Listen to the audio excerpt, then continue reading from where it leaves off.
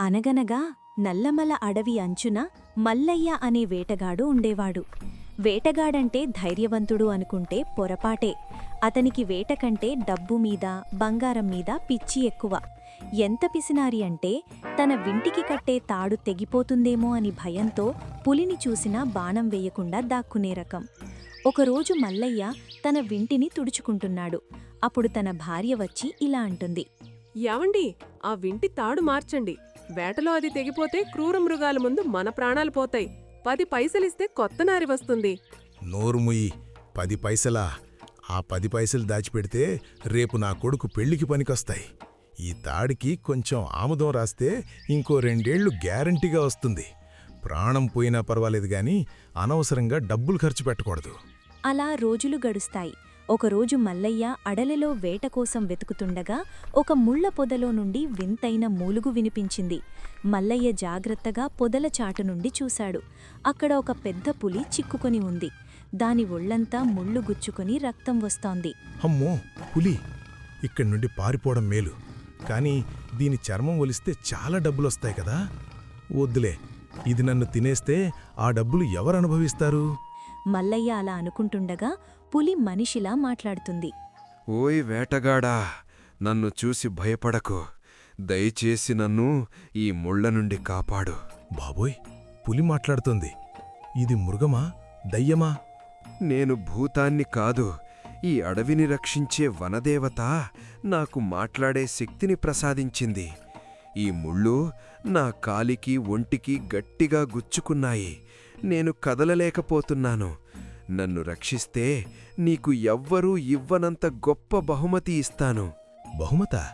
అంటే బంగారం ఇస్తావా, వెండిస్తావా? నువ్వు ఊహించిన దానికంటే ఎక్కువే ఇస్తాను. ముందు నన్ను విడిపించు. బహుమతి అనగానే మల్లయ్యకు ఆశ పుట్టింది. మల్లయ్య వణుకుతున్న చేతులతో పులి చుట్టూ ఉన్న ముళ్ల పొదలను తన కత్తితో జాగ్రత్తగా నరికాడు. పులి ఒంటిపై ఉన్న ముళ్లను ఒక్కొక్కటిగా తొలగించాడు. పులి హాయిగా నిట్టూర్చి మల్లయ్య వైపు కృతజ్ఞతగా చూసింది. మల్లయ్య, ఈరోజు నువ్వు చేసిన సాయం నా ప్రాణాన్ని కాపాడింది. నన్ను చూసి నువ్వు భయపడి పారిపోతావేమో అనుకున్నా, కాని ధైర్యంగా వచ్చి నన్ను కాపాడావు. నీ మేలు ఈ జన్మలో మరువలేను. ఈ మాటలకేం లేగాని ఊహించని బహుమతేదో ఇస్తా అన్నావు గదా, అదెక్కడా? తప్పకుండా ఇస్తాను. నా వెంటేరా. పులి అతడిని అడవిలోపల ఉన్న ఒక పాడుబడ్డ గుహ దగ్గరకు తీసుకెళ్ళింది. అక్కడ ఒక పెద్ద బండరాయిని పక్కకు జరపగానే లోపల కుప్పలు కుప్పలుగా బంగారు నాణాలు కనిపించాయి. అబ్బా, ఇదంతా నాకేనా? నేను కోటీశ్వరుణ్ణైపోయాను. ఆగు మల్లయ్యా, ఒక నిబంధన ఉంది. ఈ నిధిలో నుండి నీకు కావలసినంత బంగారం తీసుకో. కాని ఇక్కడ నుండి నీ ఇంటికి చేరేలోపు ఆ బంగారంలో ఒక్క ముక్క కూడా నేలపాలు కాకూడదు. పొరపాటున ఒక్క నాణెం కిందపడ్డా నీ దగ్గర ఉన్న బంగారమంతా బూడిదైపోతుంది. ఇది వనదేవత పెట్టిన నియమం. మల్లయ్య తన దగ్గర ఉన్న పాత సంచిలో బంగారాన్ని నింపుకున్నాడు. సంచి చాలా బరువుగా ఉంది. కాని పిసినారి మల్లయ్యకు కొత్త సంచి కొని అలవాటు లేదు. ఆ పాత సంచికి అక్కడక్కడ చిన్న రంధ్రాలున్నాయి. అబ్బబ్బా, ఎంత బరువు! అయినా పర్వాలేదు, ఈ బంగారం ఇంటికి చేరితే నా కష్టాలన్నీ తీరిపోతాయి. అరే, ఈ సంచికి రంధ్రం ఉందే. పర్వాలేదులే, గట్టిగా పట్టుకుంటే సరిపోతుంది. కాసేపు నడిచాక ఒక వాగు అడ్డు వచ్చింది. ఈ నీళ్లల్లో జారిపడితే బంగారం పోతుంది. ఎలాగైనా జాగ్రత్తగా దాటాలి. నీళ్లు వేగంగా ప్రవహిస్తున్నాయి.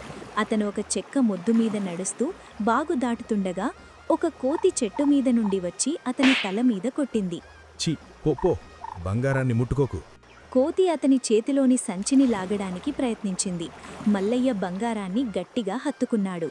ఆ పెనుగులాటలో సంచి చిరుగు కొంచెం పెరిగింది. ఒక నాణెం బయటపడబోతుండగా వేగంగా తన వేలితో ఆ రంధ్రాన్ని మూసేశాడు. అతను తన గ్రామ సరిహద్దులకు చేరుకున్నాడు. ఎండ మండిపోతోంది. అతనికి బాగా దాహం వేసింది. దారి పక్కన ఒక చల్లని నీళ్ల బావి ఉంది. అప్పుడు మల్లయ్య ఇలా అనుకుంటాడు. కాసేపు నీళ్లు దాగి వెళదాం. కాని ఈ సంచి కింద పెడితే ఎవరైనా చూస్తారేమో, లేక కింద పెట్టేటప్పుడు ఏదైనా నాణెం దొర్లిపోతుందేమో. అప్పుడే ఒక ముసలి బిచ్చగాడు అక్కడికి వచ్చాడు. వచ్చి ఇలా అంటాడు. బాబూ, పుణ్యముంటుంది. ఈ సంచిని కాస్త పట్టుకో. నేను దాహం తీర్చుకుంటాను. నా దగ్గర ఒక చిన్న గుడ్డ ఉంది. అది నీ సంచి చిరుకుకు అడ్డం పెడతాను. నాణేలు పడకుండా ఉంటాయి. పో పో ముసలోడా, నా సంచిని తాకాలని చూస్తున్నావా? నా సంచి రంధ్రాన్ని మూయడానికి నీ బట్ట ఇస్తే దానికి బదులుగా నా దగ్గర డబ్బులడుగుతావు గదా. నేను ఎవరికీ ఒక్క పైసా కూడా ఇవ్వను. నా చిరిగిన సంచిని నేనే కాపాడుకుంటాను. మల్లయ్య ఆ ముసలాయన సాయం తిరస్కరించి ఒంటి చేత్తో సంచిని పట్టుకొని మరో చేత్తో నీళ్లు తాగడానికి ప్రయత్నించాడు. ఆ క్రమంలో సంచి పట్టు తప్పింది. సంచిలో నుండి ఒక్క బంగారు నాణెం నేలమీద పడింది. అతను కంగారుగా కిందపడ్డ నాణెం కోసం వంగేలోపు సంచిలో ఉన్న బంగారమంతా ఒక్కసారిగా వేడెక్కి పొగలు కక్కింది. కళ్లముందే ధగధగలాడే బంగారం నల్లటి బూడిదగా మారిపోయింది.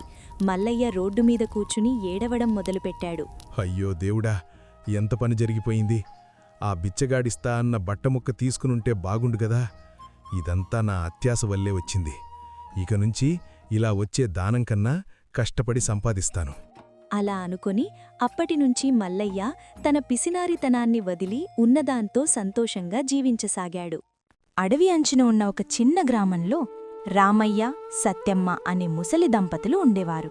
రామయ్య వయసు 70 ఏళ్లు దాటినా ఆయనకు సినిమాలంటే పిచ్చి.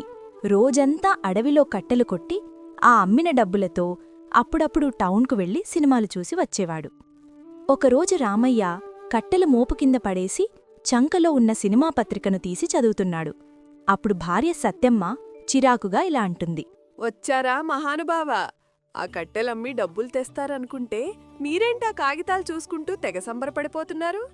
అబ్బా, ఆపవే నీ గోల. ఇవాళ టౌన్లో కొత్త సినిమా పడింది. ఆ పోస్టర్లు చూస్తుంటే నా ముసలి ప్రాణానికి మళ్ళీ 20 ఏళ్ల వయసొచ్చినట్టుంది సత్యమ్మ. ఆ హీరోయిన్ పాట, ఆ హీరో ఫైటు, అబ్బా! నీ ముఖానికి హీరో ఫైట్ ఒకటి తక్కువైంది. ఉన్న 4 రాళ్ళు ఆ టాకీస్ వాడికి తగలేస్తే రేపు మనం మట్టి తిందామా? ఇంత వయసొచ్చినా మీకు బుద్ధి రాలేదు. నీకేం తెలిసే సత్యమ్మ, సినిమా అంటే మాయాలోకం. అక్కడ దుఃఖం ఉండదు, ఆకలి ఉండదు, అంతా రంగుల ప్రపంచం. అలా రోజులు గడుస్తాయి. వేసవికాలం వచ్చింది. ఎండలు మండిపోతున్నాయి. అకస్మాత్తుగా సత్యమ్మకు తీవ్రమైన జ్వరం వచ్చింది. ఒళ్లంతా నిప్పులా కాలిపోతోంది. చేతిలో చిల్లిగవ్వలేదు. ఊళ్ళో వైద్యమందడం లేదు. సత్యమ్మ నీరసంగా రామయ్యతో ఇలా అంటుంది. ఏమండి, చాలా నీరసంగా ఉంది. తిండి రుచించట్లేదు. బయటికెళ్ళి ఏదైనా పండ్ల రసం తీసుకురండి. ఆ మాటలకు రామయ్య తనలో తాను ఇలా అనుకుంటాడు. దేవుడా, ఇప్పుడేం చెయ్యాలి? చేతిలో రూపాయి కూడా లేదు. ఒక పని చేస్తా, అడలిలో పండ్లేమైనా దొరికితే తీసుకొస్తా. అలా అనుకొని రామయ్య వెంటనే అడవిలోకి పరిగెత్తాడు. ఎండకు చెట్లన్నీ ఎండిపోయాయి. కాని ఒక లోతైన లోయ దగ్గర మాత్రం ఒక వింత చెట్టు పచ్చగా, నిండుగా, రంగురంగుల పండ్లతో మెరుస్తూ కనిపించింది. ఆ పళ్ళు చాలా ఎత్తులో ఉన్నాయి. రామయ్యకు చెట్టెక్కే శక్తి లేదు. అప్పుడు రామయ్య ఇలా అనుకుంటాడు. అరే, ఈ ఎండలో కూడా ఈ చెట్టు ఇంత పచ్చగా ఎలా ఉంది? ఆ పండ్లు చూడు, ఎంత పెద్దగా ఉన్నాయో. కానీ అంత ఎత్తులో ఉన్నాయి, ఎలా కొయ్యాలి? సర్లే, రాళ్లతో కొడతాను. రామయ్య కింద ఉన్న రాళ్లను తీసుకొని ఆ పండ్లవైపు విసరడం మొదలుపెట్టాడు. ఒక రాయి సరిగ్గా ఒక పెద్ద పండుకు తగిలింది. అంతే, ఆ చెట్టు ఒక్కసారిగా మెరిసిపోయింది. ఆ చెట్టులోంచి ఒక అందమైన దేవకన్య ప్రత్యక్షమైంది. అమ్మో, ఎవరమ్మా నువ్వు?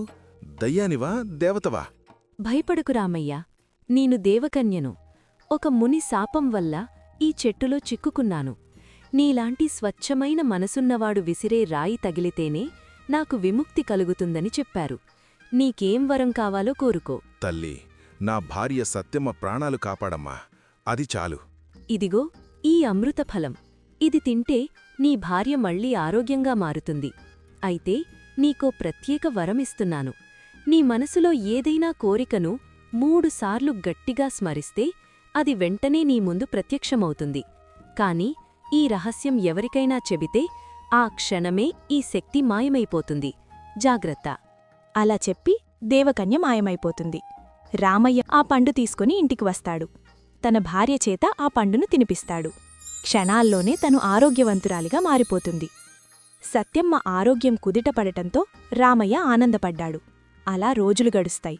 ఒకరోజు దేవకన్య ఇచ్చిన వరాన్ని ఎలా వాడుకోవాలా అని ఆలోచిస్తున్నాడు రామయ్య. అప్పుడే సత్యమ్మ ఇలా అంటుంది. అబ్బబ్బా, ఏంటి ఈ ఎండలు?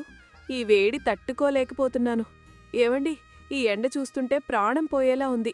ఆ టౌన్లో ఏసీ థియేటర్ అంటారే, అలా ఇక్కడుంటే ఎంత బావుండు. సత్యమ్మ అలా అనగానే రామయ్యకి ఒక ఆలోచన వస్తుంది. సత్యమ్మ చెప్పింది నిజమే. ఈ వేసవిలో ఊరి జనం చల్లదనంతో పాటు సినిమా చూసి సంతోషిస్తారు. తక్కువ టికెట్ ధర పెట్టినా మంచి లాభం వస్తుంది. దేవకన్య ఇచ్చిన వరం వాడే సమయం వచ్చింది. రామయ్య కళ్ళు మూసుకొని మనసులో, నాకు మంచి సినిమా థియేటర్ కావాలి, మంచి సినిమా థియేటర్ కావాలి, మంచి సినిమా థియేటర్ కావాలి అని 3 సార్లు అనుకుంటాడు. అకస్మాత్తుగా ఊరి మధ్యలో మెరిసే మంచుగడ్డలతో ఒక భారీ భవనం వెలిసింది. ఊరి ప్రజలు ఆశ్చర్యపోతారు. ఒరేయ్, ఇదేంట్రా ఎండాకాలంలో మంచు సినిమా థియేటరా? అలా అనుకుంటూ ఊరంతా ఆ మంచు థియేటర్ దగ్గరకు వెళతారు. అక్కడ రామయ్య ఇలా అంటాడు. రండి బాబూ, రండి. ఇది రామయ్య గారి మంచు టాకీస్. లోపలికొస్తే చల్లటి మంచు, కళ్ల ముందు అద్భుతమైన సినిమాలు, ఇంటర్వెల్లో తినుబండారాలు ఉచితం, అతి తక్కువ ధరకే చల్లదనంతో కూడిన వినోదం.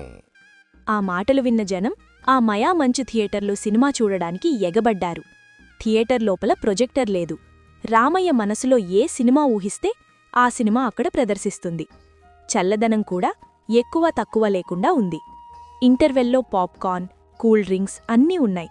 క్యూలో నిలబడి వారికి నచ్చిన తినుబండారాలు ఉచితంగా తీసుకోవచ్చు. రామయ్య సత్యమ్మను తీసుకుని ఆ మంచు థియేటర్లోకి వెళ్తాడు. అప్పుడు సత్యమ్మ ఇలా అంటుంది. ఏంటండి ఈ మాయ? థియేటర్ కట్టేంత డబ్బు మన దగ్గర ఎక్కడిది? దేవుడు కరుణించాడే సత్యమ్మ. నువ్వీ పిచ్చి ప్రశ్నలు ఆపి సరదాగా సినిమాన్ చూడు. అబ్బో, సరేలేండి. చాలా హాయిగా ఉంది ఈ థియేటర్లో. అవును, ఇంతకీ తెర మీద సినిమా ఎలా వస్తోంది? నేను ఏ సినిమా అనుకుంటే అది ఇక్కడ ప్లే అవుతుంది. అది ఈ థియేటర్ ప్రత్యేకత. అలా రామయ్య మంచిగా డబ్బు సంపాదిస్తాడు.